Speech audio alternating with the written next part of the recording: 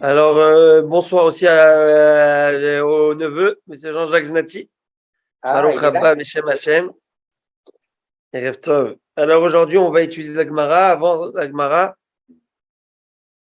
d'entrer dans la Gemara, quelques petits nianim en rapport à la journée de cette soirée et à la paracha. Et après, on rentre dans la Gemara. Mais Hashem, ce soir, on va étudier pas mal de Gemara.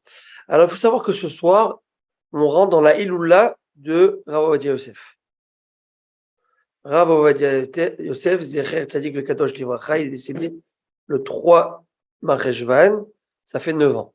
Vous imaginez, ça fait déjà 9 ans que le Rav Ovadia Yosef, qui est, si on peut dire, la grande sommité séfarade, qui nous a éclairé durant toutes ces années, et qui a vraiment, j'allais dire, il a démocratisé la halakha. Voilà, si je peux me permettre, c'est qu'il a démocratisé la halakha, et tout le monde peut étudier ses livres d'halakha. Il a synthétisé, il a rendu facile les kitso, ses enfants après le Yakut Yosef. Et ça tombe bien de parler de ça parce que la Gemara nous dit, c'est Rachid. Rachid dit que par rapport à Noach, c'est écrit El et Toledot Noach. Noach, Ish Tzadik Tamim Aya Bedorotav. Voici les générations, les progénitures de Noach. Noach était un homme tzaddik, pieux, et Tamim est intègre dans sa génération.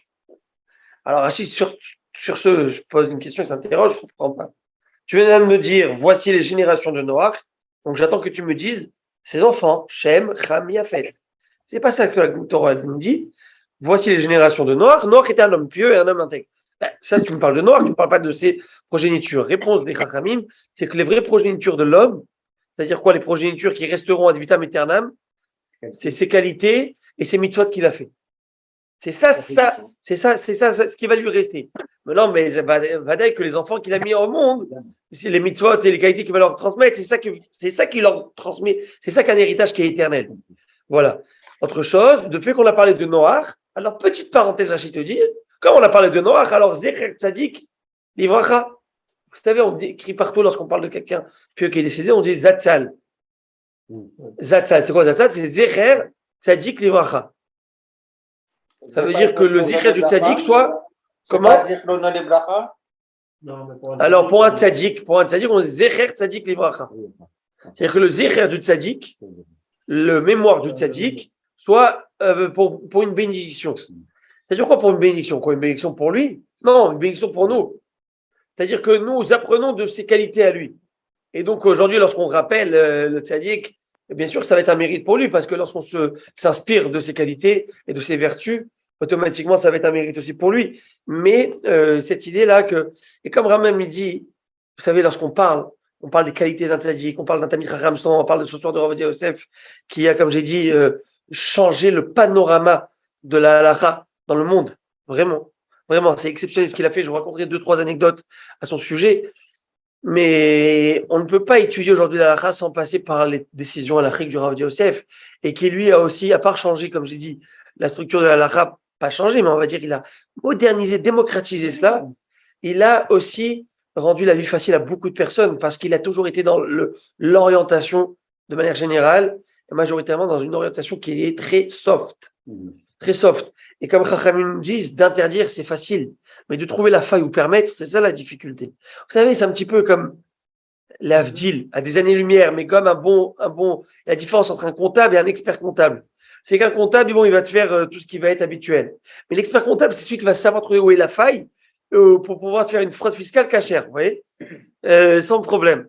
Sans que tu aies le fisc derrière. Donc ça, c'est son corps, c'est ça. On avait dit que chez nous, les Marocains, hein, quand t'as deux points qui te valent les deux au niveau à l'Afrique, nous, on a tendance de permettre.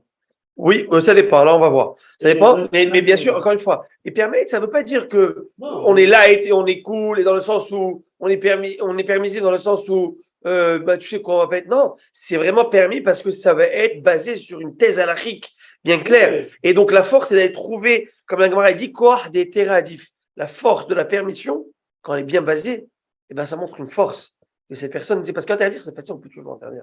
Bah, tu sais pas, on interdit. C'est pour ça que souvent, je dis ça à des gens, que lorsqu'on ne connaît pas la halakha, on a tendance à croire que tout est interdit. Ah, ça, on peut pas faire, ça, on peut pas faire, on peut pas faire. Non, si tu connais bien la halakha, tu sais comment le faire selon les règles de l'art, eh bien, il y a beaucoup de choses qui sont permises et il faut juste, mais on reste avec ces clichés que tout est interdit. Alors, justement, je disais que Maïmonide disait que lorsqu'on parle, utiliser la parole, alors on peut utiliser à bon escient ou à mauvais escient. Et Maïmonide, il partage ça en cinq parties. Et il dit, il y a un langage de mitzvah. Parole qu'on utilise pour la mitzvah. Par exemple, j'étudie la Torah. Donc là, c'est une parole de mitzvah. Il va y avoir des paroles de Avera. Parole d'Avera, par exemple, faire de la médisance, du mensonge. Il va y avoir, par exemple, des vulgarités qui n'ont pas leur place. Après, il va dire, il y a un troisième encore, on descend, mais ça s'appelle mious. Mious, c'est des choses qui sont futiles. Pas écœurant, mais c'est quoi ces discussions, les potins, là, qu'on parle de tout et de rien, pour ne rien dire en fin de compte. Et tu as vu celle-ci, et tu as vu celle-là, et patati, et ça. C'est pas. Après, il y a des paroles qui sont il te dit Rambam, des paroles qui sont au contraire des shvar, qui sont appréciées, demandées. Par exemple, parler donc des tzadikim. Pourquoi? Parce que ça nous a amené à nous, ça nous inspirer. On va vénérer ces chachamim, mais on va s'inspirer de leurs actions. Et il y a aussi ce qu'on appelle d'ivrer à reshoot. Des paroles qui sont facultatives, qui sont neutres, ni mauvais, ni bien. Par exemple, je vais parler business, ou je vais aller à l'épicerie, où je peux trouver le beurre, madame. Il n'y a ni bien ni mal. C'est pas. Il te dit donc la parole est divisée en cinq.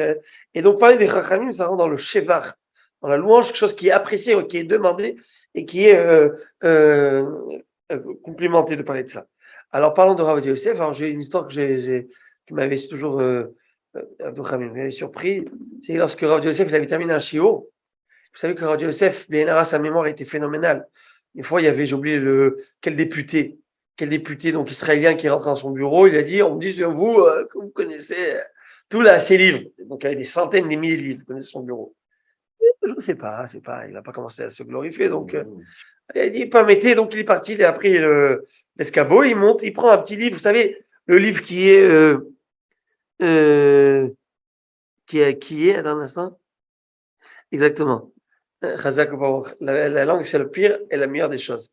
Comme il dit Shlomo Melech, Chaim vemavet beyad halashon. La vie et la mort sont dans la main de la langue. C'est elle qui. Tu parles mal à quelqu'un, tu vas te faire avoir. Tu parles bien, tu te fais du bien. Pareil pour Akadosh Baruch Hu. En tout cas, alors je disais quoi? Je disais que donc il y avait donc ce député, il a pris son livre, mais il est parti trouver un petit livre là-bas, vous savez, style pas devant là, qui est utilisé certainement, qui est là-bas. Il a ouvert, il a commencé un mot et là, il termine. Donc c'est génial.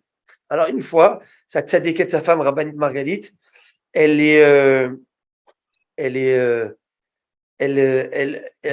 attend qu'il revienne d'un shiur, d'un cours qu'il a donné. Et donc, lorsqu'il est revenu, il avait une idée à l'achri qui lui est passée par l'esprit, et il ne voulait pas oublier cela. Donc, sa femme lui dit, écoute, chérie, le dîner il est prêt, je t'attends. Alors, il dit, stoppez, donne-moi 5 minutes et j'arrive. Et c'est là qu'il écrit. Et 5 heures plus tard, donc à 3 heures du matin, je ne sais pas quelle heure il était là-bas, 10 heures, donc il arrive à 5 heures, ou à 3 heures du matin, excusez-moi. Elle ouvre et lui dit, je t'attends, qu'est-ce qui se passe? Et là, Rav Yosef lève les yeux, et c'est son fils qui est témoin de ça, parce qu'il est dans la presse. Et il dit, mais chérie, je t'ai demandé 5 minutes. Ça veut dire, il n'a même pas vu le temps passer. Et ça, c'est pas de la blague. C'est quelqu'un qui vivait, qui transpirait la Doucha et la Torah. Et ça, c'est comme quelqu'un qui ferait, je sais pas moi, des travaux, il ferait aujourd'hui, il a l'occasion en une journée ou en 2 jours de faire toute la parnassa de son année. En 2 jours, il a la parnassa de toute son année. Qu'est-ce qu'il va faire? Sa femme lui dit, viens prendre, on va faire dîner avec des amis. Il dit, écoute, moi, c'est 48 heures, oublie-moi, madame. Je suis pas là. Tu me connais pas. Tu es seul, s'il te plaît. Alors, pour lui, Rav Yosef, chaque heure, chaque minute, c'est ça. C'est dans le sens où il sentait qu'il était rave, vous savez, il était rave en Égypte, en des années, en tout cas. Et qu'est-ce qu'il n'a pas fait? Il a vraiment changé, même à l'époque de la guerre, il y avait des guerres en Eretz Israël, malheureusement, il y avait des maris, des soldats qu'on n'a pas retrouvés. Et c'est indigne de les femmes dont leur mari ne revient pas, et qu'on ne sait pas ce qui s'est passé avec eux. Ça s'appelle que cette femme, elle est Aguna. Aguna, ça veut dire qu'elle est un peu prise au piège, elle est cloîtrée, elle ne peut pas se remarier, parce qu'elle n'a pas eu de divorce, et son mari, on ne sait pas s'il est mort. Donc elle ne peut pas se marier avec quelqu'un d'autre, c'est de l'adultère. Et il faut voir qu'il a écrit des réponses et des responsables énormes pour pouvoir permettre ces femmes, anarchiquement pas. Voilà. Et il a sauvé des milliers de femmes comme ça. Parce qu'on n'avait pas, vous savez, est-ce qu'ils étaient pris prisonniers, tués, pas tués, etc. etc. Est-ce que c'est lui qui a forcé les hommes à donner le guet également? Non, ça c'était à l'époque de David Amelech, du roi David. À l'époque du roi David, on donnait. Récemment, parce qu'il y avait des gens qui ne donnaient pas le guet. Ah non, ça c'est oui. Ça c'est le rabbinat d'Israël. J'imagine qu'il est pour quelque chose dedans, de forcer. Par exemple, tous les Éthiopiens et les Falachas et tout cela, et lorsque leur judaïcité elle était remise en cause, c'est lui qui va prouver et confirmer tout. Alors, donc il a changé la vie. Il a changé la vie socialement, spirituellement, matériellement, tout, vraiment. Et c'est incroyable. Alors, une autre histoire qui me vient à l'esprit là, c'est qu'une fois, je crois qu'il avait une question sur un des livres du Rav Yitzhak Bar Shishat. Le Rav Yitzhak Bar Shishat, vous pouvez chercher sur Wikipédia, il s'appelle le Rivash. R-I-V-A-C-H. C'est la contraction de Rabbi Yitzhak Bar Shishat, qui vivait en Espagne, si je ne m'abuse, dans les environs de 1400. Bon, l'époque médiévale comme ça. Et le Rivash, moi, quel est mon... c'est intéressant parce que vous connaissez Malkiel Abdelhak. Le nom de famille Abdelhak, c'est un nom spécial, hein, pas commun. Alors, si vous allez, Rabbi Yitzhak Bar Shishat, donc je parle de l'époque médiévale, il écrit dans la 14e réponse de son livre d'Alakha de questions-réponses, où les gens lui ont envoyé du monde entier, dans le responsable. Il écrit à mon beau-frère, à Rofé Aneman, le fidèle docteur, Rabbi Raphaël, Rav Raphaël, Abdelhak, Eved El-Hak. Et voilà, ça fait déjà 600, 700 ans de nom. Alors, celui qui pensait que ça venait de l'Afghanistan, là, je ne sais. En tout cas, donc de l'Espagne. Et qu'est-ce qui se passe? Eved El-Hak, ça veut dire serviteur de la... Hak, c'est la vérité, du Emet, de la loi. Celui qui est fidèle à la loi. Amen. Alors, Bezrat Hashem. Et alors, qu'est-ce qui se passe? Alors, il avait une question. C'est ça, Hak. Ebed, c'est le serviteur. Donc, Eved El-Hak. Alors, c'est comme... Je rigole parce que, bon, Abdelhak, quand on veut le nom, c'est arabe, ça fait très arabe. Alors, et ma mère est du côté Ashkenaz. Ma mère est Rotnemer. Alors, Rotnemer, oui. Je ne sais pas si vous avez connu Rabbin Eli Rotnemer en France. Rabbin Eli Rotnemer, c'est celui qui a, après la, hein? Oui. Après la Seconde Guerre mondiale, il a érigé tous les Joseph, etc. En tout cas. Alors, Batachles, alors je me rappelle une fois, je ne sais pas si je vous l'ai raconté, elle était à la Sécu. Vous savez, en France, sécurité sociale, là-bas, les trucs. Et elle appelle, alors, Madame Abdella, que vous êtes appelée, alors elle vient, elle dit oui. Elle voit une femme en perruque, blanche de peau, tout ça. Elle lui dit non, j'ai appelé Abdelhak. J'ai appelé une madame, elle s'attendait à une, vous savez, elle dit, c'est moi, pas trop fort, c'est moi. En tout cas, c'est moi, madame. Mais intéressant. Alors, il avait donc sur 2 questions du Révache, qui est un décisionnaire halachique principal dans l'élaboration de la halakha, vraiment. Et il avait une question. Et le Rav, donc, réfléchissait, il n'en dormait pas. Il a même trouvé apparemment une réponse. Il s'est donné une réponse qu'il a écrite. Il s'est dit, mais il ne savait pas ce que c'était ça, pour répondre les deux, apparemment, la contradiction, etc. Il s'était endormi avec ça. Et là, il voit dans son rêve un Rav qui vient le voir, avec une belle barbe, il vient le voir, il lui dit, il vient l'honorer. Et tu m'as honoré, tu m'as respecté. Et dans tes livres, tu me ramènes beaucoup, etc. Alors, c'est moi le Rabbi Yitzhak Bar Shishat. Alors, la question que tu poses, c'est une bonne question, mais la réponse que tu as donnée, c'est ma réponse, que tu trouveras dans cette réponse là-bas. À 5 heures du matin, il se réveille de ça. Il voit son fils qui le voit. Je sais pas pourquoi son fils était là-bas aussi. Il dormait à côté, c'était pas une grande maison, je crois. Donc, il le voit, il va sur un escabeau, je sais pas quelle heure, avec une petite lumière. Très heureux, très heureux. Il dit, qu'est-ce que tu fais, c'est quoi?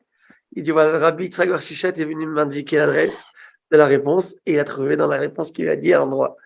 Et ça fait pas 1000 ans, là. On parle de Rav Yosef, ça fait 9 ans. Et comme j'ai dit que Akadosh Baruch Hu ne laisse pas une génération sans ses lumières, sans ses grands, il en enlève, mais il en plante d'autres.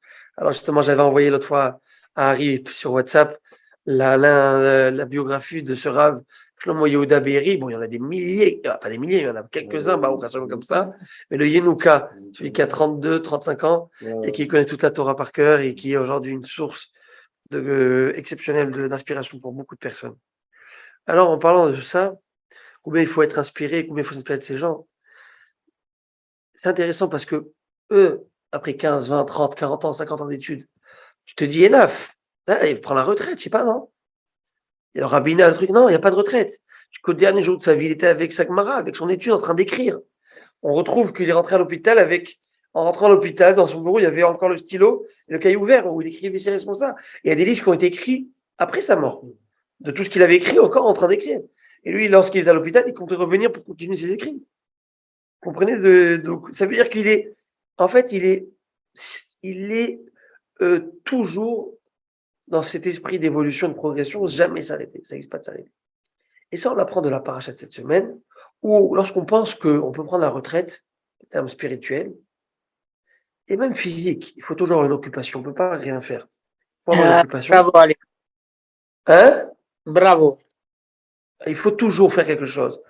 Et donc, sinon, c'est la décadence et la chute aux enfers. Et où est-ce qu'on voit ça? On voit dans la paracha de cette semaine. C'est choquant, surprenant ce que je vais vous dire. Mais Noah, c'est le tzaddik, c'est l'homme par excellence aujourd'hui où la Torah lui dit tzaddik. Et à la fin, lorsqu'il atterrit, j'allais dire, de cette épopée, de ce déluge, donc il s'installe et il va commencer à planter une vigne. Il plante une vigne. Donc, première chose qu'il fait, et Rachamim vont voir ici quelque chose de méprisant. Ils vont vraiment, ils vont pas accepter ça. Rachamim vont dire, la première chose que tu fais, plante du blé, plante des choses qui sont vitales pour la vie de l'homme, et non pas du luxe ou du superflu. Le vin, c'est pour réjouir un peu et pour s'embaumer un petit peu, mais c'est pas ce qui est important. Donc, première des choses, nous, on s'attendrait de toi, Noah, c'est de prendre et de planter donc, du blé, orge et tout ce qui va avec. Pour en faire. Et vous savez, moi je me dis, ils sont quand même durs, hein, les Chachamim. Pourquoi? Il vient de passer une année là, mortelle. Il n'avait pas de petits joints là pour lui enlever toute cette stress et la détresse. Vous savez ce que c'est? 24/7 durant une année, avec les détritus dans un état, j'imagine pas les odeurs des animaux, dans un autre. Et ils n'avaient pas de jour et de nuit. Pas de jour et de nuit. Ils ne dormaient pas. C'est quoi ils ne dormaient pas? C'est-à-dire qu'ils s'endormaient de fatigue. C'est comme quelqu'un qui a dit. Il a dit, c'est quoi s'endormir? Il a dit, mais c'est comme dans le shiur. Quand tu vas au shiur, tu t'endors. Il y a des gens, moi je connais quelqu'un, bébé, je ne peux pas donner de nom. Quand je commence à faire Torah, le gars, il s'endort à la main comme dit, Rabbi Hanania ben Akacha, il se réveille. Alors lui, non, il se réveillait par les Rabbi Hanania des éléphants ou des girafes ou je ne sais. On sait qui c'est, on ne dira pas le nom. Non, Hazé Shalom. Mais non, mais je vois de qui vous parlez. Non, en tout cas, je ne sais pas, moi je parle de. C'est même pas d'ici. Ah ouais. Alors, il est vrai que quand il revient, cette personne, elle revient à la maison, on lui dit comment c'était le shiur, il lui dit un shiur de rêve. Alors, qu'est-ce qui se passe? Quoi? Alors, chacun. Et moi, je dis la vérité, c'est une bracha. Parce que moi, je prie à Hachem qui me donne ce cadeau de pouvoir m'endormir comme ça. J'arrive pas à faire ces petites pauses. Moi, il y a des gens qui, en 5 minutes, ils peuvent faire une pause, ils se reposent. En 2 minutes. Ou dans l'avion, comme ça et tout. C'est moi, c'est pas mon 180 degrés là. C'est très compliqué. Bon, je reviens à notre Noah. Donc, la vérité, c'est que bon, les Chaim sont un peu durs aussi, hein. Mais ils sont émettes. Ils sont émettes. Parce que là, on est en train tu vas recréer la civilisation. Tu vas recréer le monde. Occupe-toi de ce qui est nécessaire, là. Le confort, c'est en plus. Donc, tu ne veux pas être en train de planter du vin. Il plante donc de la vigne, du raisin. Vaïta Noah, Isha Adama. Vayahel Noah, Isha Adama. Voici que Noah, Isha Adama, c'est l'homme de la terre, c'est le paysan, qui commence à planter. Rachamim vont être durs, ils vont dire, regardez, une virulence extrême. Noah a commencé la paracha avec Ish Tzadik, l'homme pieux, et il termine comment la paracha? Isha Adama, l'homme de la terre. De l'homme pieux, il est arrivé à l'homme de la terre. Bref, en bas de la. Tandis qu'ils font le contraste avec Moshe Rabbeinu. Moshe Rabbeinu, on le retrouve dans la Torah en tant que Ish Mitzri, un homme égyptien. C'était comme ça que la Torah l'a intitulé au départ. Lorsque les Tzipora et les filles de Jéthro ont été sauvées par l'homme, c'était l'homme égyptien. Donc c'était ça son titre. Et il est devenu à la fin de sa vie Isha Elohim, l'homme de Dieu. Zot Aberacha, Asher Be'ach Moshe, Isha Elohim, l'homme de Dieu. Il est Moshe, on l'appelle l'homme de Dieu. Donc c'est intéressant donc ce contraste que Chachamim disent. Et ça, je dis, c'est quoi la différence? C'est très simple. C'est que Noach, il s'est dit, j'ai le droit à un peu de repos maintenant. J'étais tzaddik, j'étais tamim, j'ai le droit un petit peu Et Khamim, à son niveau, ils lui disent non, tu peux pas t'arrêter. Il n'y a pas. Il y a, non, il a vécu des centaines des siècles. Mais c'est pas grave. C'était la manière de vivre à l'époque. D'accord? C'était la manière de vivre. C'était un jeune homme lorsqu'il y a eu le Mabou. Il avait quoi, 600 ans? Non, je veux dire, c'était un ado, en tout cas. Hein? Donc, mais les Chachamim disent, et comme ça que le Gaon dit, Imatalo, les mal, dans la vie, c'est une. C'est une. Je sais pas comment définir cela. Mais ici, normalement, oui. Mais, parce que la Torah te dit en 300. Mais la Torah te dit que ça n'a pas changé, quoi. Mais apparemment, c'est plus précoce ou moins précoce. I don't know comment ça se passait. D'accord? Mais donc, si tu n'es pas en perpétuelle évolution, tu glisses. Tu ne peux pas stagner dans la Torah, tu peux que glisser. Et ça, c'est le Hémet. Et comme ils disent, la vie, c'est comme la bicyclette. Tu n'avances pas, tu recules, mon gars. Tu ne peux pas tomber. Tu recules et tu vas en bas du Mont-Royal, là-bas. OK, alors à Botaille. Moi, je les vois là-bas vous savez, au Mont-Royal, quand je vais à la vue, je les vois. Ils galèrent, ils montent. Et s'ils lâchent, mais là-bas, ils peuvent vous mettre de côté. La Torah, c'est pas comme ça. Il n'y a pas d'air de repos dans la Torah. Il n'y a pas d'air de repos. Alors, oui, le repos, bien sûr qu'il y a le repos psychique, dans le sens où prendre des vacances, faire ce qu'il y a à faire, mais toujours dans l'idée d'avancer. Pas dire je suis bien comme ça, je m'arrête. Non, ces gens-là, ils avaient 80 ans, 90 ans, ils ne sont pas arrêtés d'étudier, d'apprendre et d'apprendre. Encore. Ça, c'est la grandeur de nos Chachamim. Maintenant, ensuite à cela, on peut maintenant reprendre notre Gemara et on y va, messieurs. Dans le Gemara, ça va être... On reprenne la Gemara.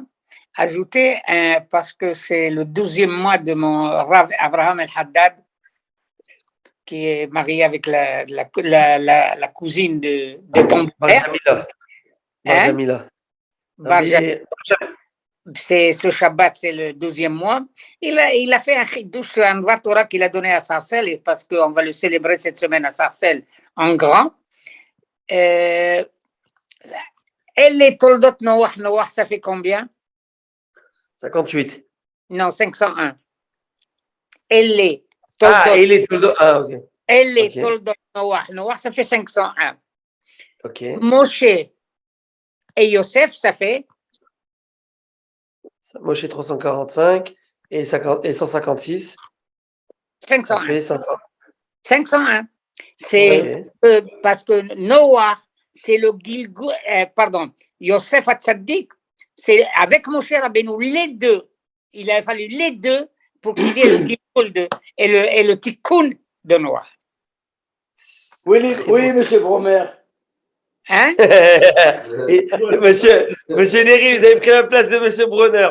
Non, Hasbe Shalom. Ça, c'est parce que je l'ai lu ce soir dans le Dvar Torah que sa femme, elle a rapporté ce Dvar Torah qu'il a fait au sujet de Noach, parce que c'est dans la parashat Noach qu'on va célébrer ces 12 mois. C'est très joli. C'est très joli. Qui peut me dire, je vais me focaliser sur Moshe, mais qu'est-ce qu'on retrouve chez Moshe versus Noach?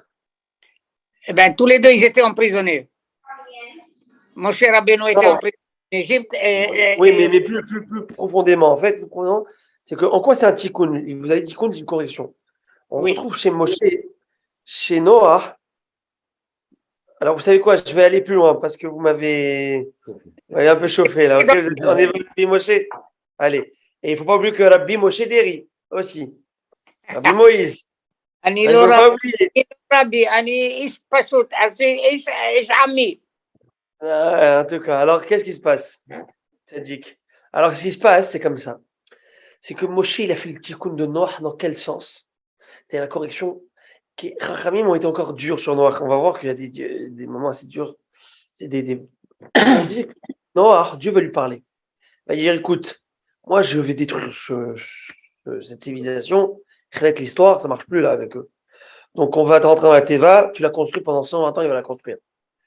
Et Dieu s'attendait de Noach qui prie pour ce peuple, qui prie pour la population mondiale, prie pour que ma miséricorde, elle prenne le dessus sur la rigueur divine, même s'il ne mérite pas. Mais prie. Et Noach, il s'est dit, écoute, après moi le déluge, c'est le cas de le dire. Après moi le déluge, c'est une certaine manière, d'accord? Ça vient d'ici, Rabotai.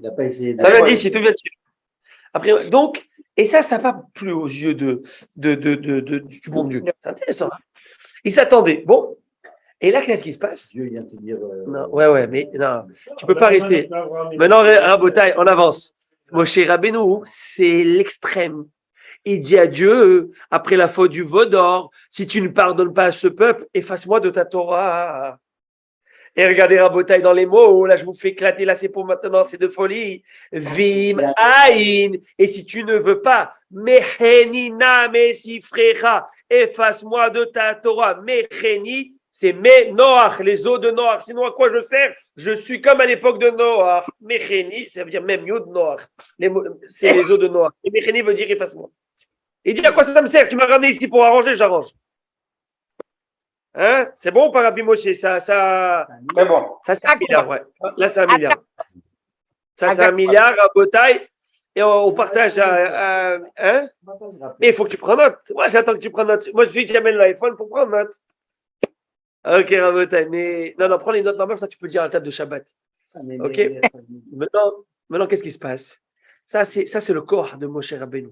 Moshe Rabbeinu, il s'est donné, il a fait le tikkun. Merci de me rappeler ce détail très important. Alors, Rabotai, reprenons la Gemara. Maintenant, on y va. On reprend cette Gemara. Je vais quand même lire la Mishnah pour qu'on rappelle et qu'on un petit peu rafraîchisse cette Mishnah, d'accord? Parce que là, ça fait longtemps on parle de Zimoun, pas Zimoun. Qu'est-ce qui se passe dans cette Mishnah? Je vais reprendre la Mishnah, je vais la lire et je vais traduire quelques petits détails et quelques petites phrases. On va essayer d'expliquer chacune. Donc, on a vu que 3 personnes qui mangent en même temps, eh ben, ils doivent faire le zimoun pour s'inviter mutuellement à faire le birkat. Ça, c'est clair. Puis après, on a vu que s'ils ont mangé des aliments douteux, entre guillemets, douteux, eh ben, dans ce cas-ci, ils peuvent quand même faire le zimoun. Il y a des choses, des aliments qui sont interdits, ça n'a pas de zimoun. Il n'y a pas de bracha, il n'y a rien du tout dessus. Il ne fallait pas manger. Mais les choses qui sont un peu... On va voir ce que c'est comme chose. Donc, on avait parlé, vous savez, que lorsque j'ai 1 tonne de blé, j'ai l'obligation de faire la terouma. La terouma, c'est quoi la terouma? C'est-à-dire le prélèvement premier de donner au Kohen. De ce Kohen, je donne 1/10 au Lévi. Donc, j'ai dit 2% au Kohen. Et après, mes 10%, c'est 9,8 au Lévi. C'est clair? Très bien. On a fait... Les Chachamim, ils ont dit, écoute, les gens ignorants en Torah, la Torah pour eux, c'est pas assez important, ils ne font pas le prélèvement. Donc, t'imagines, toi, tu vas au Chouk Machane Yehuda, tu achètes du blé, de la farine, etc. Tu vas te faire de la challah pour Shabbat.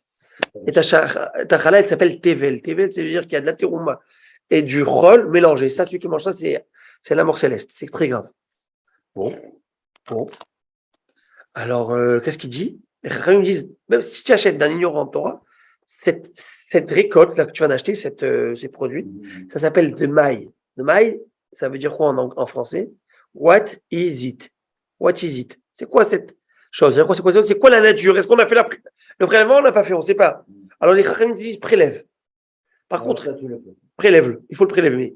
Mais c'est les sages qui ont demandé. Sauf que les sages n'ont pas demandé aux pauvres de le faire. Parce que ça, c'est qu'une rigueur rabbinique. Ces rigueurs n'ont pas instauré aux pauvres, s'ils n'ont pas les moyens.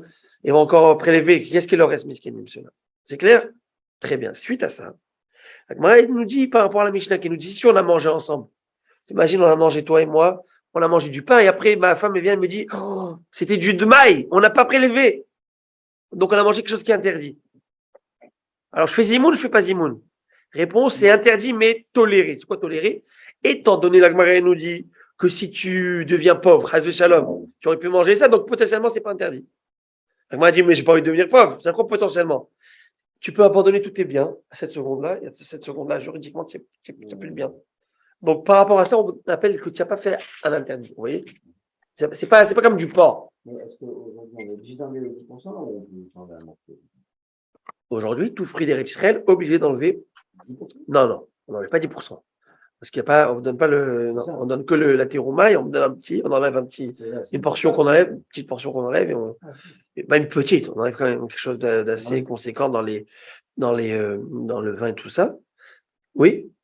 Pourquoi alors il y a dans la Torah, on demande à même des pauvres de vendre tout ce qu'ils ont pour acheter par exemple ou un loulav ou un étrog ou des choses comme ça. Alors, dans la Torah, jamais.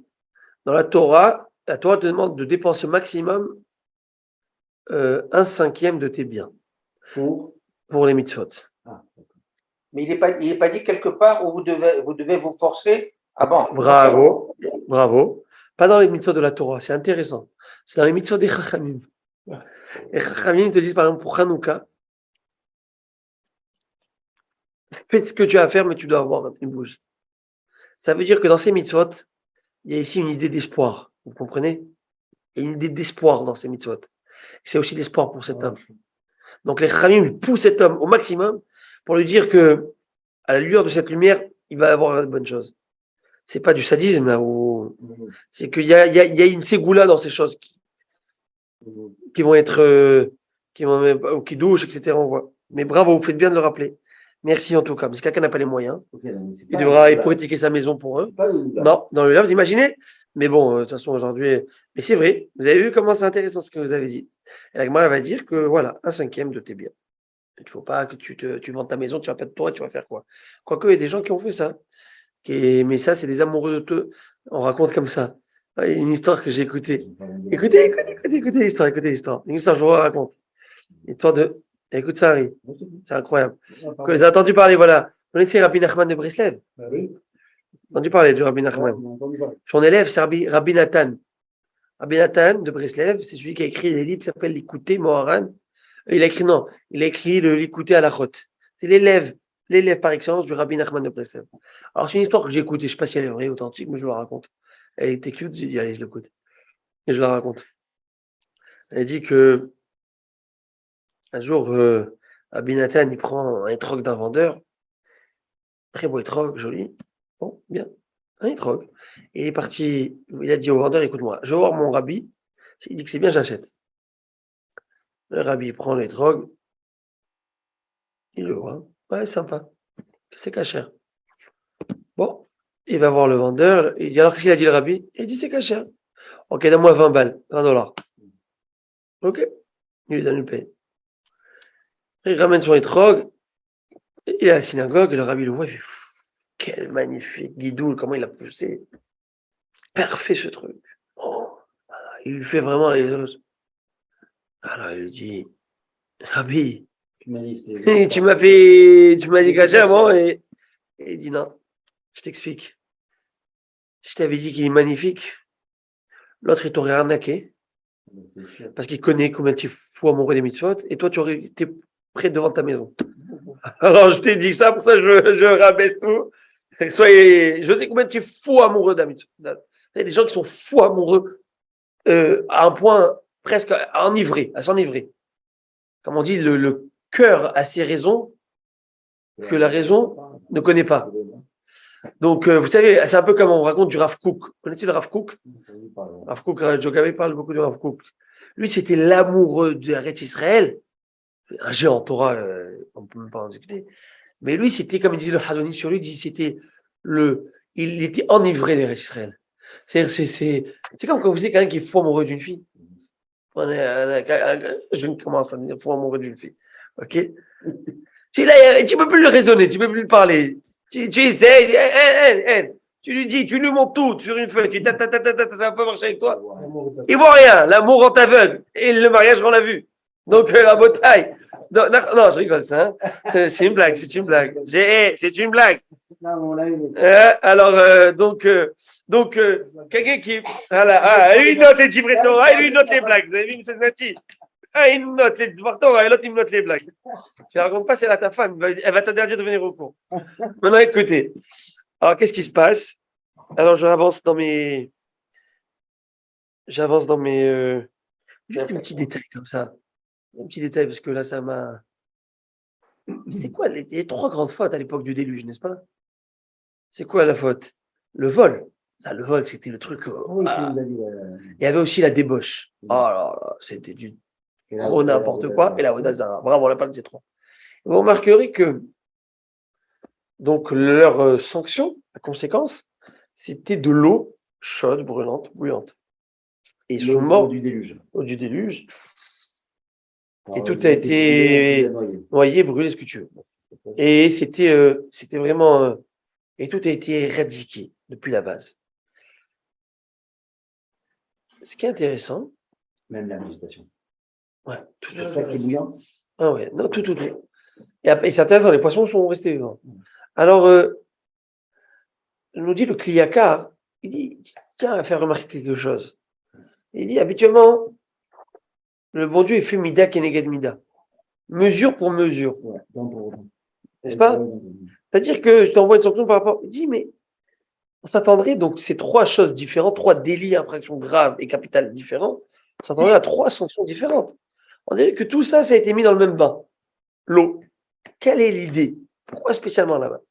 Il dit quelque chose de joli. Quelque chose de très joli, et c'est vrai que je vais le partager ce soir. Vous pouvez le partager à la tête de Shabbat, c'est très beau. C'est que, On va prendre- qu'est-ce que c'est le vol? Dieu, d'abord, il a créé les eaux, les océans. Mais il a mis une barrière naturelle à ces océans, c'est le sable. Gevul samtalaem, yashovun echasot et aretz. Tu as mis une barrière naturelle qui bloque l'eau à venir et submerger la terre et inonder la terre. Parce que lorsqu'il y a des inondations, c'est grave. Oui, ce qu'il y en a eu dernièrement en Floride. Mais c'était la catastrophe. L'eau, c'est le pire des dégâts. Dégâts des eaux, c'est clair l'histoire. Et bien, il te dit, ben, le vol, c'est quelqu'un qui rentre chez l'autre et qui prend son permission. Il inonde l'autre. Il rentre dans la liberté de l'autre. C'est le vol. Le vol, et ben l'eau, Dieu envoie l'eau. Avodazara, lorsqu'il y a un livre, dans le livre de l'Aftara, dans le livre de, je crois, Irmia, il nous dit, lorsqu'il va faire le reproche au Ham Israël de ce qu'on appelle la Avodazara, il va dire, Dieu va dire, Oti azavtem, moi vous m'avez abandonné, Makor Maim Chaim, une source d'eau vive, pour aller vous creuser des cuves vides d'eau. Donc, vous avez changé l'eau pour quelque chose de sec pour rien. Donc, c'est cette eau de la Avodazara, c'est-à-dire Dieu reprend sa place ici. Et Gilou Yarayot, c'est quoi? L'inceste, débauche, etc. Quel rapport avec l'eau?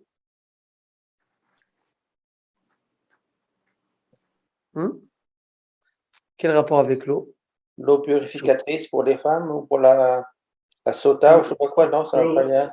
Non. Ah, c'est une bonne. L'eau va partout sans discerner. Bravo, exactement. L'eau touche tout sans discerner. Sans discerner. Mais c'est une bonne idée ce que vous dites, l'eau de la sota. C'est-à-dire qu'il y a cette idée de.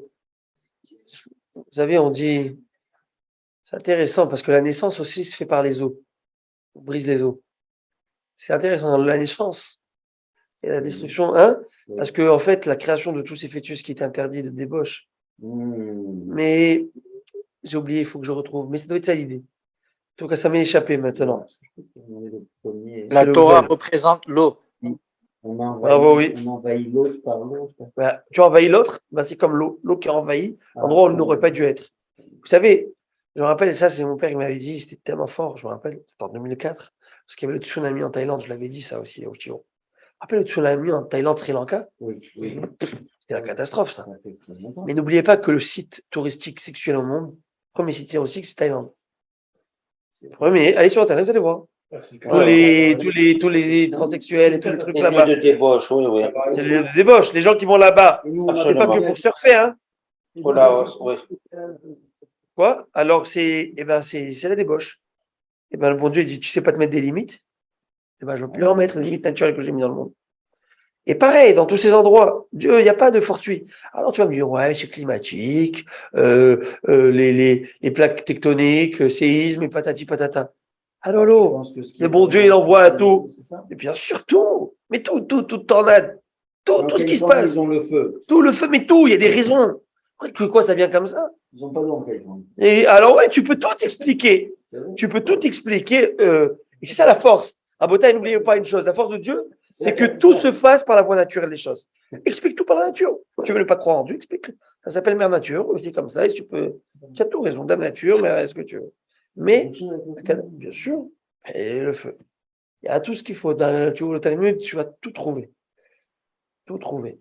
C'est dangereux cette explication. Pourquoi? Bah oui, mais c'est la réalité. Le feu aussi, c'est dangereux. Mais c'est une réalité, ça brûle. Là aussi, c'est dangereux, mais ça inonde. Alors, c'est des réalités qui sont là.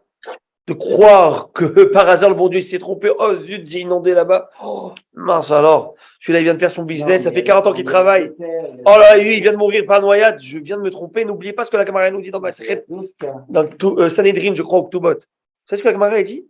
Et ça, c'est encore plus dangereux ce que je vais dire, Rabbi Moïse. Écoutez ça. La Gemara va dire, et ça, c'est encore plus dangereux. C'est pas moi qui le dis, c'est la Gemara. La Gemara dit, les 4 peines capitales n'existent plus, vous le savez. Ah, voilà. J'ai trouvé. C'est quoi pour la débauche. Écoutez, vous êtes avec moi?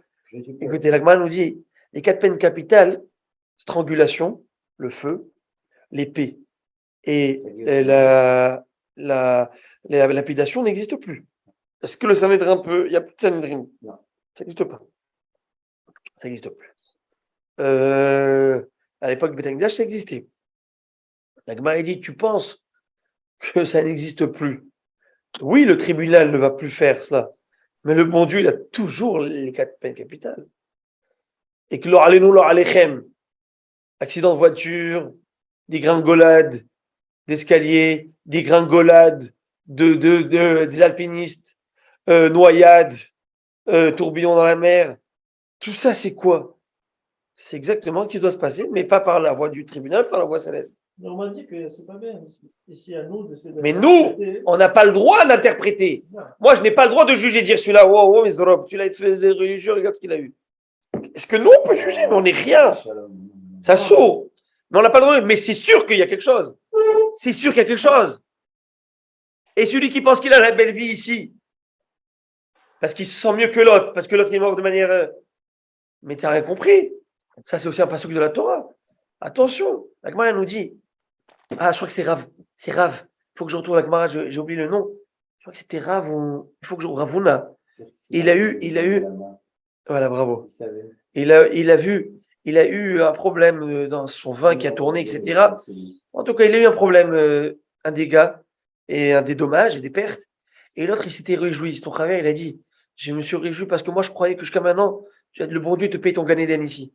Et je vois que non, c'est pas cela. Il te fait payer aussi les erreurs. Donc, ça veut dire que lorsque tout va bien, il faut se poser une question. Il faut s'inquiéter si tout va bien. Pourquoi? Parce qu'il faut s'inquiéter. Est-ce que Hachem, il me paye mon Gan Eden ici? Et moi, ça, je l'ai appris, je dirais, mamage de mon maître, mon père. Et quand des fois, je pose la question, papa, avec tout ça, il a parlé, ça, c'est pas simple, et on galère dans ces trucs. Il me disait comme ça toujours, maître, non, je pense à ça, il me disait, mais tu veux que quoi? Que j'ai le Gan Eden sur terre? Mais quoi, Baruch Hashem, d'avoir des enfants en bonne santé, dans le droit chemin, d'avoir une bonne femme, d'avoir Baruch Hashem un toit, d'avoir Alors tu veux que quoi? Que j'ai le Gan Eden ici? Ou bien qu'il y ait quelque chose où c'est un truc? Et quoi, tu veux pas mettre quelque chose là-haut? Ah, tu vas avoir les deux. Tu vas avoir les deux. Ça marche pas comme ça. Pour avoir les deux, il faut être ce qu'on a Gemara nous dit, tzadik vetolo dans tout. Il faut être pur à 100%. Pourquoi? Parce que nul n'est sur terre, nul n'est infaillible. Donc, c'est sûr qu'on a fait des erreurs. On a fait des erreurs. Mais en plus aussi, on paye. Attends, on a fait des erreurs. Moi, je ne veux pas les payer là-haut, mes erreurs. Je les paye ici. Donc, ça qu'on dit à Dieu, fais-nous payer nos erreurs, mais pas avec des souffrances. Fais-nous comprendre par la morale. Fais-nous comprendre par des choses. Et on dit, Hachem, je suis un bon enfant, j'ai compris la morale. J'ai fait tes chouvas.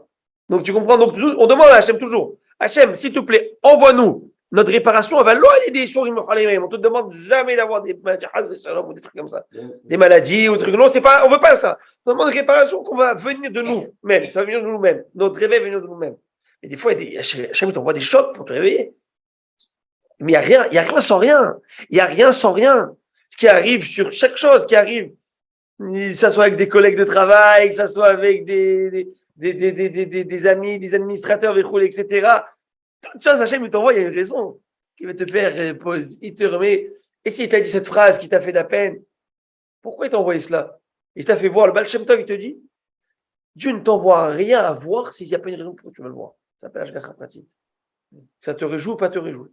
Pourquoi je l'ai vu? Pourquoi si? Tout, il y a une Ashgacha Pratit. Ah, par hasard, je t'ai rencontré. Bah, tu sais, pas de par hasard. Le bon Dieu voulait que je rencontre ce soir. Harry, il ne voulait pas que je voie ce soir-ci. Il voulait pas, chacun comme ça, le bon Dieu. Il y a des raisons pourquoi on recevoir. Il y a des raisons. Des fois, tu sais que on appelle ça down. Tu as quelqu'un qui vient te voir, tu fais un petit clin d'œil comme ça, sourire, comment ça va alors? Tu sais, il t'a remis un petit peu dans le. Tu te sens important, tu te sens si, etc. Et vice versa. Non, attention, on rejoint le Mektoub maintenant? Aïe, aïe, aïe. Le Maktoub, Rabbi oui, Moshe. c'est ça, le Mektoub. Rabbi Moshe. Oui. Rabbi Moshe, ne mettez pas des mots dans ma bouche. Je l'aimais. On rejoint la providence divine. Mais où est-ce la qu'il voit providence divine. Mais il y a pas. Comment il voit le Mektoub ici? Il n'y a rien? Puisque c'est Dieu qui donne. C'est Dieu qui inflige ou qui. Ça s'appelle la providence divine. Absolument. La providence divine. C'est la providence divine. Si tu crois que le type qui a perdu, je ne sais pas moi, son business là-bas en Floride, ou qu'un arbre est tombé sur son toit, il n'était pas assuré, le pauvre. Tu crois que c'est un dommage collatéral là, que le bon Dieu. Oh zut.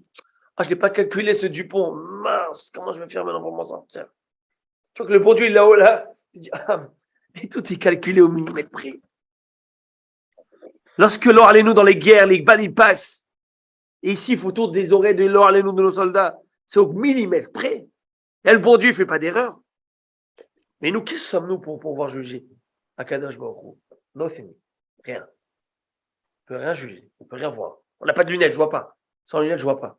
Tu veux que maintenant je puisse commencer à te lire? Je ne vois pas, je ne lis pas, je ne peux rien faire. Bon Dieu, lui, il a les lunettes, c'est exactement ce qui se passe. Ashgacha pratique, tu sais, il faut avoir une émouna, il faut travailler sur ça. Il faut qu'on travaille sur ça. Il faut travailler tous les jours sur ça. Pourquoi le bon Dieu me fait si pour ça? Qu'est-ce qui se passe? Qu'est-ce que moi je dois me remettre en question? Mais encore, la Gemara nous dit, voilà, je mets la main dans la poche. Je mets la main dans la poche. Ah. Je devais sortir $3. J'ai trouvé 2 pièces de $1. Et là, je viens de sortir. Ah, j'ai trouvé ma 3e dollar. La Gemara te dit, voilà, par exemple, là, tu viens d'avoir un lavage de faute. Hachem, avec le petit stress qui vient t'envoyer, petite angoisse de 2 secondes. Tu as dû refaire rentrer la main, tu t'es refatigué. Là, tu viens de payer pour des fautes. C'est pas mal. Si c'est que ça, bon Dieu, ça va. Si c'est que ça, vas-y. Mais, ça aussi, la Gemara est en train de t'apprendre une chose. Parce que ce petit détail que tu crois anodin, banal, c'est le bon Dieu, mon gars. Il n'y a pas d'anodin et de banal. Ça n'existe pas comme ça. À Kol Mina Shamaim, tous viennent d'Akadosh Baruch Hu. Mais toi, tu te mets dans ces dispositions d'avoir ou pas avoir. C'est toi qui choisis les voies. Est-ce que comme le pasteur qui nous dit, il n'y a pas de mal et de bien qui sort de bon Dieu. Tout sort de toi. C'est toi qui amène vers toi. C'est toi qui est. D'accord? C'est comme l'oralé nous l'oralechem. Tu sais, nous, on boit tout et n'importe quoi. Quelqu'un, il bouffe, je sais pas moi, du chocolat matin, midi, soir, il se plaint d'une crise de foie. Est-ce qu'on va dire, c'est qui lui a fait mal? On va dire, bon, ben c'est toi, qu'est-ce que tu te goinfres comme. Donc il y a des choses, il y a des gens qui vont se mettre dans une position où le bon Dieu a créé dans la nature, c'est comme ça.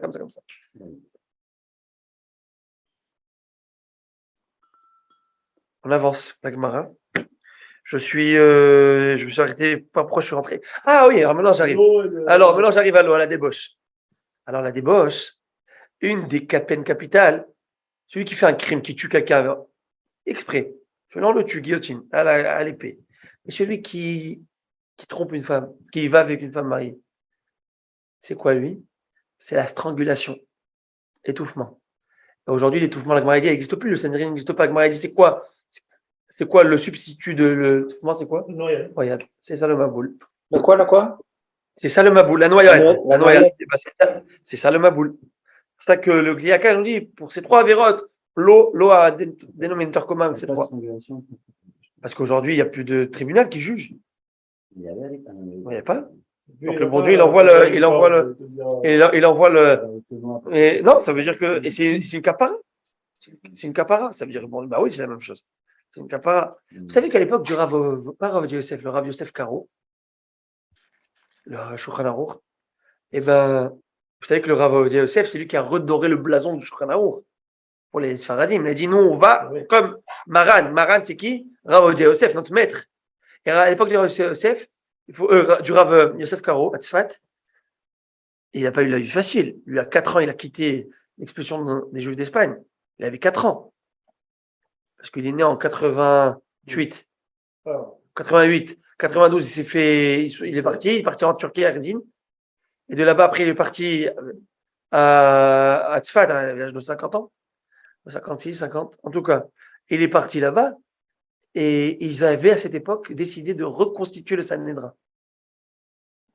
Ouais, avec Rabbi Daberav, des géants. Hein. Il y avait un autre qui devait être le Shulchan Aruch. Il faut le savoir. Il y avait un autre Rav à son époque qui devait être choisi dans le ciel pour être le Shulchan Aruch. Mais le ciel a décidé que c'était le Rav Yosef Karo. Vous savez pourquoi? Parce que par rapport à sa anava, à sa modestie, on n'a jamais vu une modestie pareille. Il connaît tout et est modeste comme ça c'est du jamais vu. Et donc ils ont décidé, Hachem il a décidé par en haut que c'est lui le. Mais et ça s'est pas fait le Sanhédrin. Hachem il n'a pas laissé faire. Ça s'est pas fait. Il y a eu une histoire, ça s'est pas fait en fin de compte. Mais aussi, il était de l'Irak, d'Égypte. Non, lui il était d'Espagne. Il a quitté l'Espagne. Il est passé en Turquie. Turquie, il est passé en Eretz Israël. C'était pas facile. Et il a écrit tout ce qu'il a écrit. Il a écrit le Kesef Mishneh sur le Rambam, explication, le Bet Yosef sur le Rabbi Yaakov Balatorim et le Shulchan Aruch, Magid Mesharim, Avkad Rochel. Il a écrit un livre de tous les commentaires que le malach qui venait le voir tous les soirs, il lui écrit. Il a écrit. Imaginez un malach, un ange tous les jours. Oui, Rabbi. Est-ce qu'on peut dire que le Shulchan Aruch, c'est le code civil de la Torah? Exactement. C'est exactement. Shulchan Aruch, c'est le code des lois de la Torah. Bravo. Où il a codifié toute la loi. Et si je vais aller un peu plus loin, Maïmonide aussi. Parce que le Shulchan Aruch, c'est un code qui est pour les lois d'actualité. C'est-à-dire toutes les lois qui sont en rapport après la destruction du temple. Maïmonide, il a écrit aussi à l'époque du temple, vous voyez. Mais le Shulchan Aruch, lui, il s'est arrêté avec tout ce qui est qui peut nous arriver dans notre vie. C'est moderne, ça, c'est ça. Ça, dans les temps modernes. Les temps modernes, exactement, les temps modernes, oui. Hein? Comment 130, 140 ans. Non. Lui, c'est en 1492. Je vous ai dit, il a quitté l'Espagne. Il avait 4 ans. 1492. Ah bon. Il a quitté l'Espagne. Ah ouais, Et le Rav Yosef Karo, le Rav Yosef Ovadia Yosef, c'est le Rav, sa fille, ça fait 9 ans qu'il est décédé. Et lui, il a redoré le blason du Shulchan Aruch. On doit suivre le Shulchan Aruch. Ça fait 9 ans. Et on pourrait dire que la jurisprudence, c'est comment vous appelez ça, La halakha. Non, ce qui se trouve à côté de la Torah. Ah, les commentaires. En Les hébreu, nosekilim, on appelle les commentaires. En hébreu, vous avez un mot, non? La jurisprudence, je ne sais pas. Mais en tout cas, bien sûr. Et il a élaboré tout ça parce que le Shulchan Aruch, c'est un résumé de sa thèse. Sa thèse, elle s'appelle le Bet Yosef. Et là-bas, il va aller en long et en large. Il va tout développer. Il va résumer ça dans le Shulchan Aruch. Normalement, le Shulchan Aruch, il a été écrit pour qu'on puisse réviser ça en 30 jours. Vous entendez ce que je viens de vous dire? En 30 jours. Moi, si je fais ça de toute ma vie, ça serait bien. En 30 jours. Il a écrit pour qu'on puisse réviser ça en 30 jours, tout à la Torah. Allez, bataille. Les attachés, on a du pain sur la planche. Bon, au moins, ce qui est bien, nous, on est dans le limoud maintenant. Alors, j'avance. La Gemara, elle nous dit comme ça. C'est écrit dans la halakha que, par contre, Beth Shammai n'est pas d'accord. Même un pauvre, quoi? Même un pauvre n'a pas le droit, selon Beth Shammai, de manger le dmaï.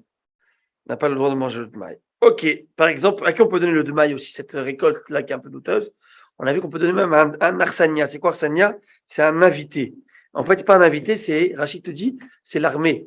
À l'époque, le roi, lorsqu'il passait de ville en ville, les soldats, il fallait les nourrir. On a le droit de leur donner ça. Pourquoi? Parce que lui, c'est comme un pauvre, il n'est pas chez lui, là, qu'est-ce qu'il mange? Donc, tu as le droit de donner ce genre de récolte.